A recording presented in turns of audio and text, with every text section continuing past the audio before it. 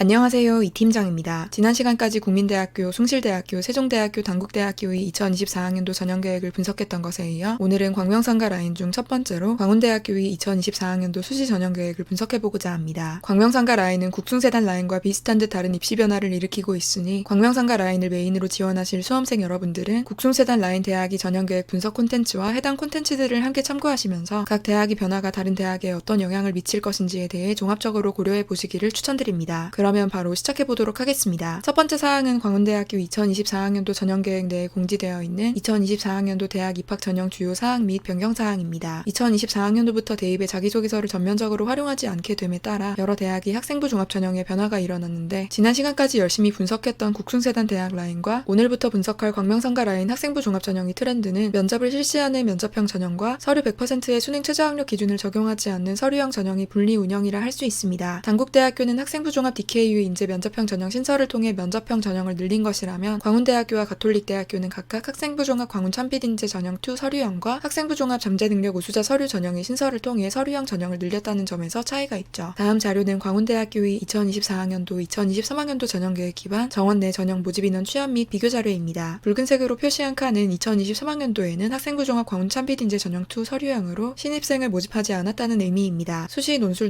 우수자 전형의 인원이 3명 줄어드는 등의 작은 인원 변동이 있기는 하지만 매우 미미한 수준이니 넘어가도록 하고 앞서 말씀드렸듯 학생부 종합 광운 참빛 인재 전형을 분할하게 되면서 기존의 학생부 종합 광운 참빛 인재 전형과 전형 방식이 똑같은 학생부 종합 광운 참빛 인재 전형 1 면접형의 인원 162명이 학생부 종합 광운 참빛 인재 전형 2 서류형으로 그대로 이동하였습니다. 광운대학교의 면접이 있는 학생부 종합 전형의 비율을 계산하면 2023학년도 99.6%, 2024학년도 68.6% 정도로 나중에 콘텐츠를 통해 설명드릴 가톨릭대학교의 경우는 조금 다르기는 하지만 2024학년도에 들어 새로의 면접형 전형과 서류형 전형을 분리한 단국대학교와 광운대학교에서는 기존 전형이 3분의 1 규모로 새로운 전형의 인원을 배치했다는 것을 확인할 수 있습니다. 그 다음 자료는 광운대학교 2024학년도, 2023학년도 전형계획 기반 수시 모집 5개 전형의 모집 인원 증가한 비교 자료입니다. 자료를 보시면 아시겠지만 학과 단위에서도 학생부 종합 광운 참빛 인재 전형 1 면접형에서 줄어든 인원이 고스란히 학생부 종합 광운 참빛 인재 전형 2 서류형으로 넘어가는 상당히 정직한 변화를 보이고 있습니다. 간혹 컴퓨터 정보공학부에서처럼 학생부 교과 지역 균형 전형의 인원까지 학생부 종합 광운 참빛 인재 전형 2 서류형으로 넘어가는 등 모든 모집 단위에서 완벽히 산술적으로 증감이 일치한다고는 할 수 없습니다. 그러나 2024학년도의 정원 내 모집 인원은 2022학년도 미충원 인원 1명, 2023학년도의 정원 내 모집 인원은 2021학년도 미충원 인원 3명을 포함하기도 하고 대학 자체 내규에 따라 원래 한두 명 정도의 인원은 차이가 나기 때문에 그렇게까지 신경 쓰실 사항은 없습니다. 그리고 소프트웨어 융합대학 소속 새 전공의 신입생은 학생부 종합 소프트웨어 우수인재 전형으로도 모집하는데 학생부 종합 소프트웨어 우수인재 전형과 학생부 종합 광운 참빛 인재 전형 1 면접형의 전형 방법이 1단계는 서류 100%로 3배수의 인원을 선발하고 2단계는 1단계 성적 70%, 면접 30%의 수능 최저학력 기준을 적용하지 않는 것으로 동일하여 두 전형의 차이점을 묻는 학생 및 학부모님들이 많이 계셔서 이를 설명해 드리도록 하겠습니다. 심지어 2023학년도 모집 요강을 기준으로 서류 평가 항목 및 반영 비율도 학업 역량 30%, 진로 역량 50%, 인성 20%의 서류 기반 면접이라는 점도 동일해서 더욱 두 전형이 어떻게 다른지 헷갈리기가 쉬운데 면접 평가의 평가 요소가 다르다는 점에서 이를 가늠할 수 있습니다. 즉 2024학년도의 학생부 종합 광운 참빛 인재 전형 1 면접형은 논리적 사고력을 40% 평가하지만 학생부 종합 소프트웨어 우수 인재 전형은 문제 해결 능력을 평가합니다. 사실 문제 해결 능력이 평가 항목에도 논리적 사고력이 들어가 있어 두 항목이 그렇게까지 다르다고는 할 수 없겠지만 예시로 든 면접 문항에서 프로그래밍 활동 경험에서의 구체적인 과정 및 결과에 대해 묻고 있기 때문에 전형의 이름에 걸맞게 소프트웨어와 관련한 활동과 관련 역량을 서류 평가에서든 면접 평가에서든 심층적으로 따져볼 것이라는 것을 추측할 수 있죠. 그런 만큼 학생부 종합 소프트웨어 우수 인재 전형은 특히 내신 성적을 취득하기 어려워 일반고 학생보다 내신 성적은 낮으나 화려한 스펙을 자랑하는 비일반고 학생들에게 유리한 사실상 특기자 전형과 비슷한 색채를 띠는 전형이라고도 볼 수 있고 실제 성적의 분포도를 통해서도 이러한 경향성을 확인할 수 있습니다. 빨간색으로 표시된 최종 등록자의 성적을 보았을 때 일단 전반적으로 학생부 종합 소프트웨어 우수 인재 전형 최종 등록자의 내신 등급이 1등급씩은 낮고 학생부 종합 광운 참빛 인재 전형의 성적 분포가 우상향을 그리는 직선에 가깝다면 학생부 종합 소프트웨어 우수 인재 전형에서는 좀 더 흩어져 있으니 내신 성적과 서류 평가 점수의 상관관계가 크지 않다는 것이며 이는 곧 방금 말씀드린 전내신 고스펙의 학생들이 많이 합격했다는 증거입니다. 광운대학교를 비롯한 광명상가 라인에 지원하실 수험생 여러분들께 국숭세단이 전형 변화가 미치는 영향을 고려하셔야 한다는 것을 말씀드리고 싶습니다. 면접이 더욱 중요해졌다는 것은 둘째치고 일단 국숭세단 라인에서 면접을 보는 전형의 규모 자체가 줄어들었고 그러면서 면접을 보는 전형에 지원하는 수험생과 면접을 보지 않는 전형에 지원하는 수험생으로 이전보다 지원군이 뚜렷하게 양분될 것이 전망된다고 숭실대학교